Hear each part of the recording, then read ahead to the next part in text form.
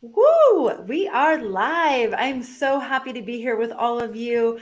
Super excited to be here with Joe G and Sheridan Semple, our two astrologers here who are going to be answering your questions. So normally when we do this show, we're centered around a specific theme. So we have like a topic like relationships or career or health or soul purpose.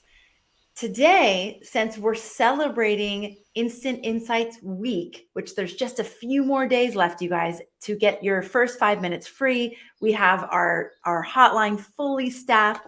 So just a few more days for that. It closes on Sunday night.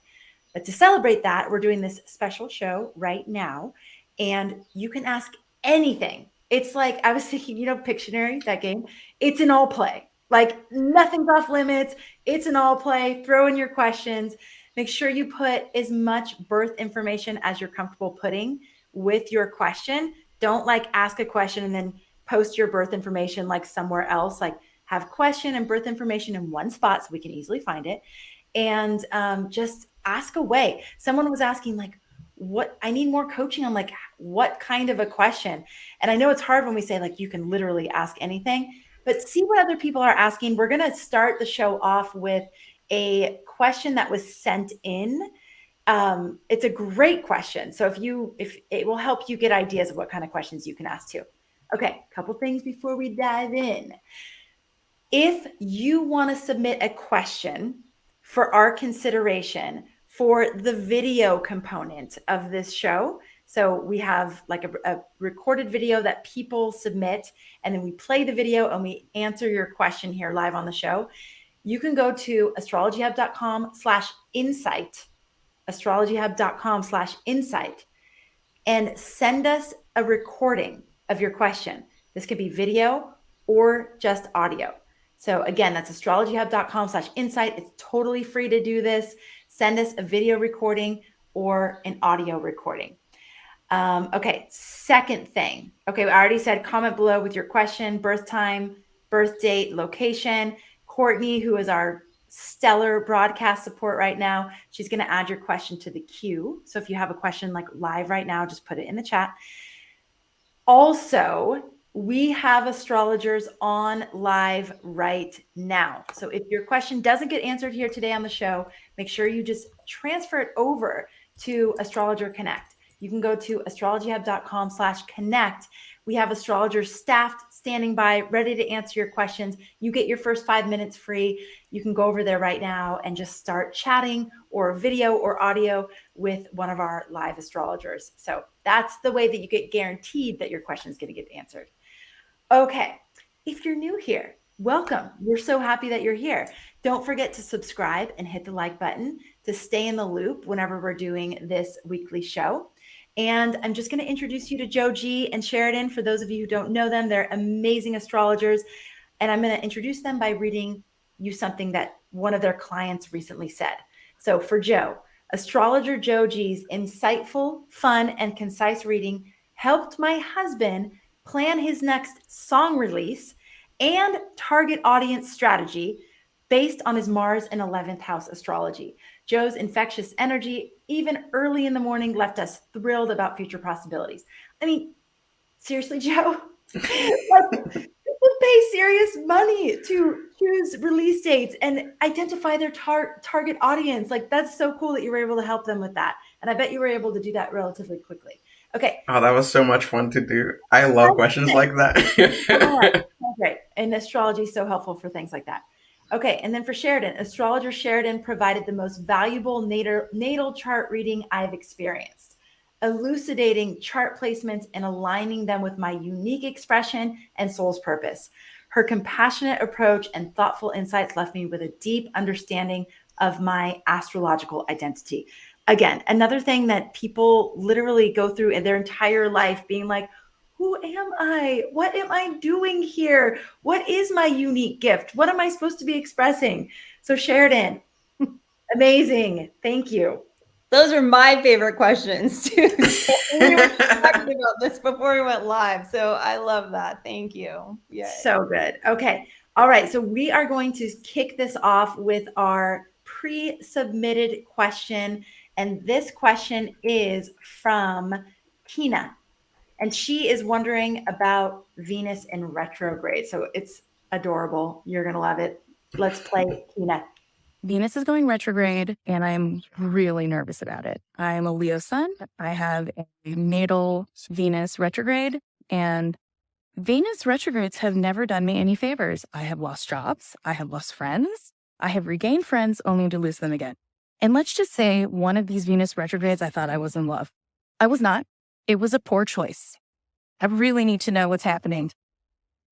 Is it a disaster? I don't Oh my God. If you're here, we love you. This is just awesome. So Kina's had really bad experiences with Venus retrograde, and Kina has Venus retrograde in her chart. How does Kina start to turn the tides on these Venus retrograde periods? I mean, they're going to happen. They're going to keep cycling around. How can Kina work with the energy in a more productive way? Sheridan, would you like to get us started? Sure. I think Kina's question is a great example of how we're all so unique and different because, like she said, she has Venus retrograde on her chart. So generally, when someone has Venus retrograde's going to feel good and be more of an expansive time, but that's obviously not Kina's experience at all. So I think she does a great example of just showing how we're all special snowflakes and we have our own special path, right? So for me, looking at this Venus retrograde, I think, Kina, that this is going to be a better one for you because you're in a Venus return right now, which happens like every 8 years, and you're at the very end of the cycle because you're in the retrograde. But because of like how things have progressed, you're kind of going into another Venus return, and all this retrograde's happening in Leo. So it's around like your sun and your ascendant. So all these light opening life purpose, soul purpose trajectories are lit with this Venus retrograde. So I personally feel like this one's not going to be like what you've had in the past, and that it's going to like help lift and open more of that Leo self-love, self-expression, creativity, your divine connection, your like queenness, right? All of that is what feels like it's going to get really lit up by this Venus retrograde for you. So I'm going to go with this is going to be a new corrective Venus retrograde experience for you. Yeah, and even like looking at the places that Venus rules in her chart, like Venus is responsible for her visibility in the world, and Venus is spending 4 months in the place of her chart where it's all about her, like who she is, her body, her appearance, and what she does in the world. So I also do have some more positive feelings about this Venus retrograde, especially because it's also trying to Jupiter and it has all of that stuff going on for her. So I wouldn't be worried. But there's always the but, because astrology can sometimes be wrong, or sometimes we can be really super excited about something, and with retrogrades, there's always that sort of like revision or that sort of like icky thing that comes around that we have to be a little bit more strategic to tackle. And a big part of my astrology is it's finding ways to remediate things that sometimes are difficult, or even look for other parts of the chart that are able to support whatever area might be a little weak, or might be going through a little bit of a setback. And I was looking at your chart, and you have Venus in Virgo, and you have Mercury in Virgo as well. And the reason why that's such a big deal is that Mercury not only rules Virgo, but it's the planet that's supposed to like elevate Virgo and really kind of like bring it up and exalt it to like a whole other level. And so Mercury is really this planet that is always able to provide assistance to Venus and Venus things in your life. And like we're talking about, and even you even mentioned this at one point during a Venus retrograde, you lost a job or you lost friends and things like that. And the way that I would work with this, the way to regain the job or to regain the friends, is by turning to mercurial things. And Mercurial is all about communication. It's all about trade of information, trade of anything, because Mercury is also about commerce and all things like that. And especially Mercury in Virgo, there's this very practical way of going about things, and almost like clinical way about going at things. And so if this Venus retrograde does get difficult for you, I think that the one thing that I would do, and I always like doing a little bit of astrological magic, and the planet days are always the easiest ones, because you can just like turn to a Wednesday, which is Mercury day, and maybe use that day to have a really powerful conversation with somebody who might be who maybe you're talking about like falling in love, or you're talking about career. Taking that Wednesday to just address all of your reservations about something, or even just like cutting things away and storing them into their like rightful place. Like, let's say if this Venus retrograde is all about career for you, because Venus in Leo would be more accessible to the career part of your chart. If there's some sort of like mishap at work, and then your boss kind of comes in and you have to have that sort of like course correction conversation, like a Wednesday would be the perfect day to just like sit and have that conversation. And even before you have that conversation, really tap into that Virgo practicality, where you really sit down and write all your talking points and really be like super practical and direct about it. I think that would be the way to navigate any sort of like retrogradiness that might come with Venus. But that's what I would say. I hope that's helpful. All right. So what I'm taking away from this, if I was Kina, is to focus this Venus retrograde on self-love. So actually like doing things that make Kina feel great and nurtured and loved, right? Creativity. So funnel some of her energy into like creating new things, that creative expression. Queenness. So literally, like, again, it's sort of this luxurious and somewhat indulgent, maybe things that Kina doesn't normally allow herself to do. It can be simple, like taking baths with like flower petals and essential oils and beautiful music, and just really like luxuriating in that.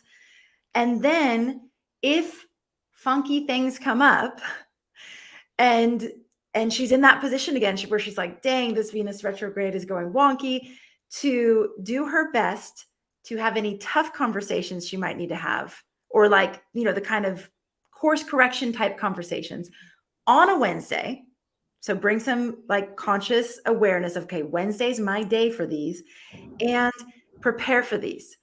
Be practical, be meticulous, make your list, like be prepared in a true Virgo fashion for those deeper conversations that you might need to have. And know that when you're doing that, you're like literally working with astrological magic, and that just bringing that level of consciousness into the way that you're navigating your life will start to turn the tides. Is that an accurate summary of what you two just said? Yeah, definitely.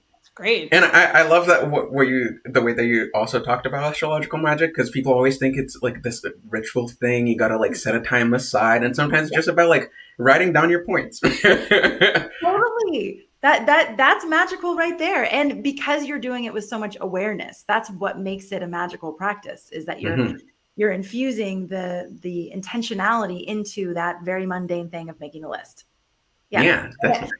All right, let's go to our next audience question. I'm so glad you're all here. Thanks for joining us. Thanks for all the great questions that are just pouring in. All right, this one's from Sarah.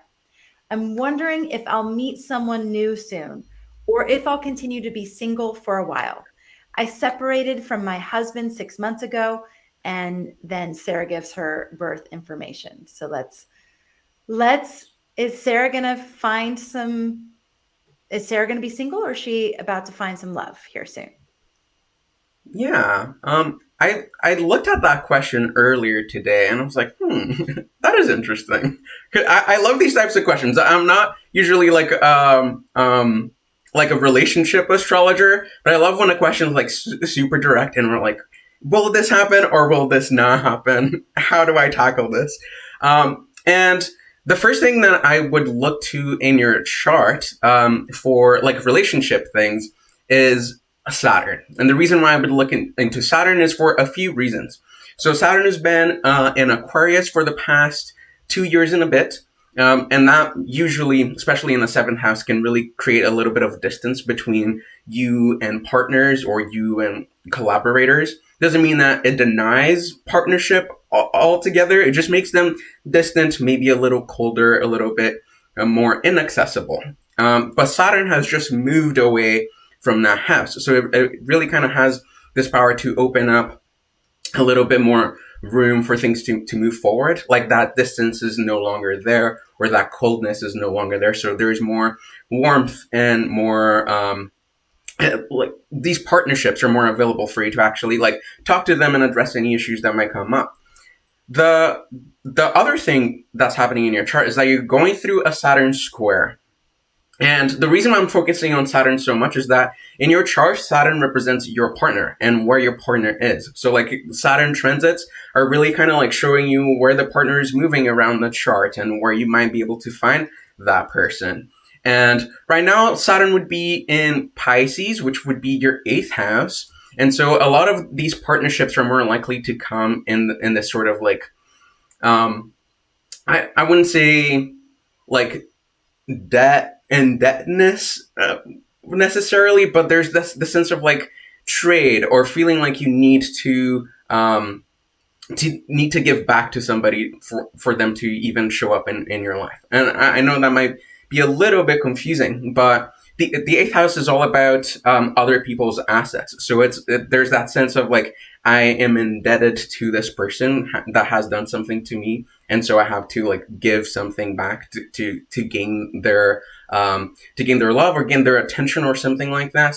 And that's the one thing that I would just keep in mind, because you asked if you will meet someone new soon, or if you not meet somebody at all. And I think that the potential is there because you're going through that Saturn square, and it's like a major part of that Saturn cycle.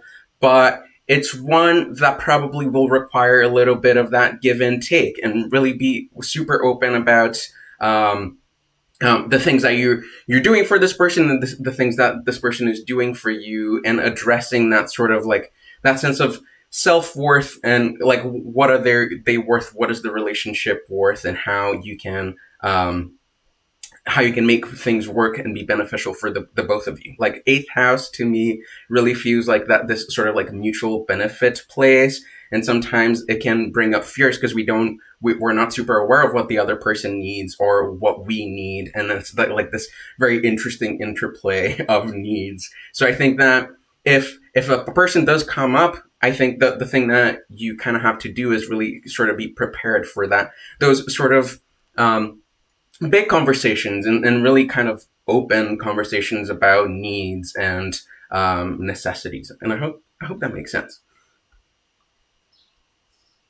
Okay, so I'm going to go a little bit in a different direction here, right? So you're in these two big cycles, Sarah. You're in a Pluto square. So Joe's talking about Saturn square Saturn cycle. You're also in a Pluto square cycle and a Neptune square cycle. So those are big like life cycle transits, initiation cycles that you're going through. So for me, it's more about there's a focus with that Pluto cycle to work on healing, like deep emotional healing that's going to lead to greater empowerment. And then that would bring the new, better person that you want, right? You've separated from your husband 6 months ago. So I imagine you're going through a lot of transition just from that experience. And then Neptune square Neptune is like a time where you can really kind of dream into vision where you want things to go. So I feel like those two cycles are actually really supporting you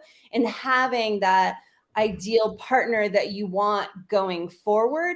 But they're asking for like growth and change and healing and kind of composting Pluto, and then dreaming, visioning, tuning into your own internal compass that then will guide and lead you towards that next right person to come in. So for me, it's like there's a little bit of like internal focus that is available to you first, then the partner can come and show up. And it's interesting because Neptune's with Venus on your chart, the divine feminine aspect, and then Pluto's moving into that, it touched into your 7th house, went back. It's going to be there again during this cycle, which is your right relationship, right partnership. So I feel like those two things really emphasize how much like your internal work now is going to take you exactly to the right person going forward. Oh, Sheridan, I love that. And I was just thinking, so Sarah, if I may, about 6 months after my divorce, I met this man at the end of yoga class. He invited me to tea and I went, no. I just said no because I didn't know. I hadn't dated anyone in years and it was just like so overwhelming. Anyways, for the next 3 years, I thought of him and I was like, God, that guy from yoga, that guy from yoga, that guy from yoga. Anyways, 3 years later, he comes back around and now we've been together for 5.5 years. And what we joke about is how much of a disaster it would have been if I had said yes to tea. Because we, of course, would have had the chemistry. We, of course, would have fallen in love, but neither one of us were in the right spot at all. Like there was a lot of healing that still needed to happen. My divorce was a result of a Pluto transit too. So just take the time, like really like suck the marrow out of the time that you have right now to really do tap into that place of power, because then the next person that comes in, it will get to be a total upgrade. It will get to be a very different experience than the one you've had. So as Sheridan was speaking, I was like, yes, just wait. It's okay. Like, I know it's lonely. I remember a friend saying to me, I was like, God, I'm so lonely. I just feel so lonely. And she was like, feel the loneliness, like to the depths of loneliness. Like take yourself to the bottom of what loneliness feels like, because that's where all your power is. Like that's where the gold is. So go there. I was like, okay, I can do that, I guess. So yes, Sarah, you can totally do it. And you might even meet the person now, but like maybe it's just not the right time. So it took 3 years, but it was well worth the wait. Yeah. Okay. We have another awesome question that came in. All right. So this one is from Holly. Holly in Long Beach, California says, how can you use astrology to help navigate a midlife crisis? I've got Venus retrograde in my 2nd house. So I've been thinking about my savings and changing careers. And we do have Holly's birth information. It is December 25th, 1981 at 6:18 p.m. So how do we use astrology to help navigate a midlife crisis? Do you want to start this one, Sheridan, since I started last? Yeah. You want to go first? You want me to go first? Okay. So first off, I would say the best way to try and start navigating a midlife crisis is to look to your ascendant, right? Because in a nutshell, ascendant is our life purpose, our soul purpose, our trajectory, the way that where we want to be going and heading. And so for you, that's Cancer, right? So what things help you be in service to others? What things help you nurture, provide nourishment for, right? Yourself first, right? It's that idea of put your air mask on first before you assist your children kind of a thing. But it's like Cancer rising and your North Node there, you're going to want to focus on nurturing, taking care of, focusing on unconditional love. I feel like that is such a huge part of Cancer's path, is learning about unconditional love, learning to apply it to ourselves, and then express that out into the world. So that would be the first thing I would say about how to navigate that, is turn to Cancer, look to Cancer and how to take care of things in the world, because that's going to give you that life purpose that helps you feel like, okay, I'm doing what I came here to do. Like things feel right. I feel at home in what I'm doing. That's what I would say to you initially. Yeah. Oh, oops. Am I back? Oh, yeah. There we go. Yeah, and one other thing that I was also looking at is that you asked about starting to save and changing careers and doing all of that. And I think that that's very poignant with a lot of the things that are happening in your chart right now, because the eclipses are just starting to move into your 10th house, which is the house of career. So sometimes eclipses coming to a house, they really kind of do that sort of like plot twist. There's a new career, or there's a new job, there's a new direction. Especially with the 10th house too, there can be like a new way that you're recognized in life. So if you're already thinking about changing careers, I think that like these transits are really supportive of those types of things. And to add to that too, because you talked about the Venus retrograde going into your second house and how you're really thinking about saving, and I think that's really interesting, because Venus in your chart is responsible for the 11th house, and the 11th house deals with your hopes and your dreams, but also with like also money that comes directly from the job that you do, or from things that are like you're recognized for. And I think that with Venus spending an extended amount of time in your second house, it can be that a lot of those savings, or a lot of these things are already percolating in your head, will start to make sense. Like Venus retrograde can bring a lot of clarity to what sort of assets you need to save, or what sort of things you need to work on to actually bring those dreams and hopes into like a concrete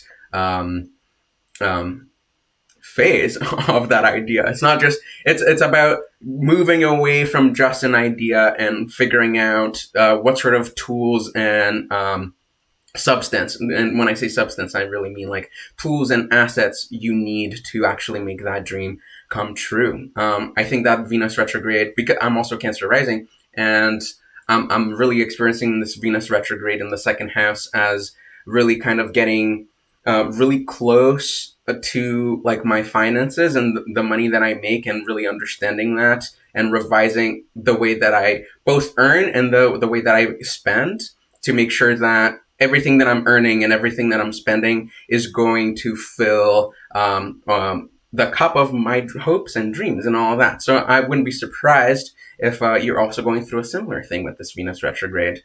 And it's nice that we have Jupiter squaring Venus during this whole time. So, and Jupiter in your 11th house is said to be in its joy, in the place where Jupiter is more available to help you out. So it's that retrogradiness revision, but with like the expansion of Jupiter. Like you're revising things to be able to expand into these new avenues and into these new ventures. And so I think it's an exciting transit, that's for sure. All right. So taking some of that experience of like crisis and kind of spinning it out into how can I live my dream, bring my dream into reality, align my finances so that I can accomplish my dreams, and how can that be of service to other people, of service to the world, and how do I take care of myself in the process? It's kind of some of the things I just got from you too. Holly, I hope that was helpful. Okay. I've been pondering my next direction in life. Yeah. I mean, sometimes like to get out of the sort of like quagmire of the downward spiral, it's helpful to start being like, okay, well, where do I want to go next? What am I growing into? Who am I becoming? And how can I put some more energy and time and resources towards that? So hopefully that's helpful, Holly. Thanks for your question. Okay. If we don't answer your question today, I highly recommend that you take advantage of the 5 minutes free. Some of your questions that you've asked here, you could either get the whole question answered in 5 minutes, or you could absolutely make serious headway towards getting your answers. So we do have 5 minutes free on Instant Insights this week through Sunday at 9 Eastern. So you have a couple days, but might as well take these great questions, pop them over to one of our astrologers who are on live now.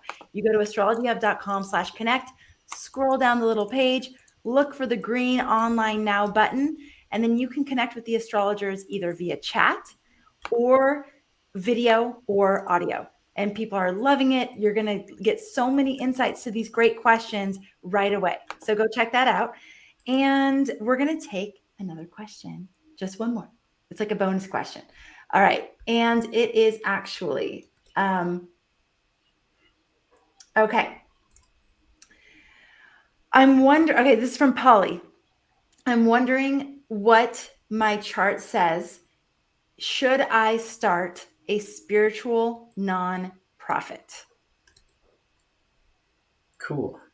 I'm so curious to hear how you answer this. Like, can you just be like, yes? Or yes, like, that's what I was gonna say. Yeah, Whenever too. a client comes at me with a question like this, I'm like, yes. Yes. It's more of a question about how we'll do this and not about whether I should or not do this. Because if you already want to do it, then don't let the astrology stop you. Just let the astrology support you in that venture. And let me just open your chart over here because I just drew it. And you have a Pisces midheaven also. And that right away screams spiritual nonprofit. We don't even have to look at anything else. Well, we do, but still, like right away, I think that would totally make sense. And then looking deeper into your chart, which is that Jupiter, Jupiter, because it rules the midheaven, then it's the planet that's responsible to provide a career for you, or to provide some sort of like life direction, or to provide purpose, or that sort of like visibility that we've been talking about with a few of the other charts that we looked at. And wherever Jupiter is in your chart, it will show you how you do that. And of course, you have Jupiter in Cancer, and Cancer is about taking care of other people, and it's about providing and nurturing. And so I think that you're already asking this out of a place of you already are in that path. Like you're already doing it, whether you know it or not, or whether you're hesitant or not, you're already doing it. And it's actually really exciting to see Jupiter in the second house in Cancer, because that means that not only is Jupiter supposed to represent your career and your visibility, but it's also doing that through like the second house, like the area of finances and how to provide for other people. Because Jupiter and Cancer is, I tend to think usually is like is where Jupiter's generosity really comes to shine. It's really about earning, because it's the second house, but it's earning and dispersing that back. Because if you think about Cancer, which is ruled by the moon disseminates light. It reflects the light of the sun. So it's about gaining all of that, making that profit, but also like dispelling it back into the world and really sharing with everybody, and really kind of leaning into that theme of generosity. So I haven't looked too much into your chart, but right away, this is the chart of of a person who does at least some sort of giving. Is there anything that you need to add to that, Sheridan, or that you want to add to it? Sure. I definitely just want to say yes, like Joe said, for sure. And that also, right, you're like Virgo, you have so much Virgo in your chart. I looked at it and I was like, holy Virgo, Batgirl, it's like Mercury, Saturn, Venus, Mars, North Node. And for me, Virgo is the priestess in service to spirit. So when you talk about starting a spiritual nonprofit, that's so in alignment with so many of the important aspects of your chart and your life path.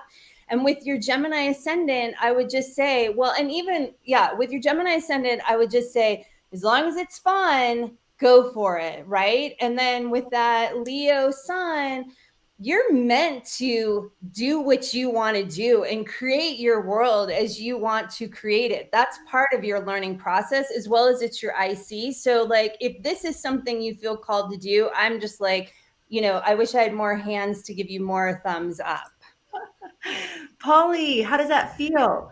I mean, the thing is, our desires, so you've maybe heard us say this before, but desire, the word, is desidere in Latin, and that translates to of the stars. So your desires in you they're like these little seedlings that you came with in your birth chart. So you can trust those desires. And yes, having an astrologer confirm those is awesome, because it just gives you like, all right, permission, like, let's go. I feel confident now, I can go in this direction. And we can learn to trust those like inner nudgings. It's like, there's something there for you. And that desire is literally written in the stars. So thank you for sharing. Thank you. I hope that you got some insights here today. Okay, people are asking, How do you choose the questions? Like, how do you choose whose questions get answered? There's a few things. Number one, if you submit your question before the show even starts by going to astrologyhub.com/insight, astrologyhub.com/insight, and you submit a video or an audio with your question, your chances are much higher of getting selected. Also, if you join us right in the beginning when we go live, your chances of getting chosen are also higher. So if you're like, well, how do I know when you're going to be live? You can sign up to get a SMS message from us right before we go live. So that way, like whatever you're doing in your life, you could be like, oh, they're live. I'm going to get on right now. All you have to do for that is go to astrologyhub.com/AC, as in Astrologer Connect live. astrologyhub.com/AC live. Go in there, put your little phone number in. We'll make sure that you know when we're live. Okay. The other way is by going to Astrologer Connect right now, connecting with an astrologer. You get 5 minutes free. Come prepared with your question. You can cover a lot of ground. Some people are even getting their entire question answered in 5 minutes, but you can definitely make some serious headway. So you can go over to astrologyhub.com/connect, look for an astrologer with the green light on, and just connect with them right now and get your questions answered. All right. So those are all the ways. Joe, did I miss anything? Oh, I was going to add that Taylor, Elodie, and I think Michelle are the 3 astrologers online right now. And for anyone who watched the episode that came out on Wednesday, Michelle was one of the astrologers, and we were totally like just loving Michelle up. Everyone was in tears. Oh my God. Well, Michelle is who did my birthday reading this year. I like painstakingly choose an astrologer to do my birthday reading every year. And Michelle did it, and she is incredible. She's so good with like those big purpose questions. Elodie is amazing at those really pointed questions. My love had a question about his body and some things that were going on with his health, and she was able to right in there. And then Taylor is amazing for like brand new people to astrology. She is so good at translating into very practical language. She's also really good at career and like life path kind of questions. And also like what phase of life you're in. I don't know if you know this, but we have phases of life like the moon has phases. And so you can find out, like, am I in a full moon, like fully expressive? Am I in a waning moon? Am I like right before the new moon and about to start something totally new? So you can find out about that. And then Sheridan and Joe, will you be available also over there? I will be available over the weekend. I'll be available on Sunday and a little bit on Saturday. Okay, amazing. I'm around tomorrow morning, all Saturday morning. Saturday morning, wake up fresh with your questions, have some coffee with Sheridan. That sounds fun. And then also, I think we're going to have a cameo appearance on the hotline from Yes, Rick we will. tomorrow, Saturday. So if you are one of the hundreds of people lined up to have readings with him, literally like hundreds, you could like jump to the top of the list, top of the line, and connect with him for an instant tomorrow. So he's also making a little hotline. They call it photo bomb, but like, what's a hotline bomb? I don't know. He's going to show up. So everyone go check it out. We have the most amazing, incredible, caring, compassionate, loving, beautiful, wise, intelligent astrologers working at Astrologer Connect, and they're available for you. We wanted to make it easy for you to connect with the best of the best, and they are. So go check it out and get your questions answered. You'll be amazed at like how much angst you can just take care of and find peace and clarity and direction, and just know you can go out on your path with even a quick insight from some of our astrologers. Sun Moon says, I'm so glad we can sign up for text now because I keep missing when these lives are. Yeah, we can't totally depend on YouTube to notify you. It's a good way to start is hit subscribe and hit the notification bell. It's better than nothing, but we definitely hear a lot. Like, I never got notified. So make sure you sign up for those text messages as well. That's I also want to add something about the astrologyhub.com/insight form that people might not be aware of, because now we're able to get your email. So whenever your question is picked, you will get an email invite to join us live as well. Just this Wednesday, we had the first person here with Michelle and it wasn't Sheridan. It was, who was it? It was Michelle and Clarissa Dolphin, and we had the person live. It was amazing. So if you would like to actually join us here, please go through the form. The form is the best place to get your questions answered. Other than Astrologer Connect, you can just go to astrology.com/connect. Right. Okay. All right. Thank you so much for all of you for being here. It's so fun to connect with you here. Let us know, do you like this show? I mean, this show is a new feature at Astrology Hub. We're creating a network of shows so that, like, depending on your interests, you can go really deep into certain, maybe you like a certain astrologer, a certain host, maybe you like a certain angle of astrology. We're creating a whole network of shows here. So this is one of the newest shows on our network, and we'd love to hear your feedback. So thank you so much for being here. Thank you so much for being a part of our community. Thank you, as always, for making astrology a part of your life. People using astrology and getting the clarity and guidance and permission they need to live that desire that was written in the stars. The more of those people doing that, the better world we have, hands down, no question. So thank you for being one of those people. And thank you for being here with us. All right. Joji and Sheridan, you're amazing. Thank you so much. Love you, love you, love you. And we'll connect with you all soon. Take care. The next episode for Instant Insights, next Wednesday. Sheridan and Jamie Goldstein will be talking about how to achieve your hopes and dreams, focused on the 11th house. So 11th house, how to achieve your hopes and dreams. Submit your questions beforehand, and we will see you there. All right. Take care, everyone.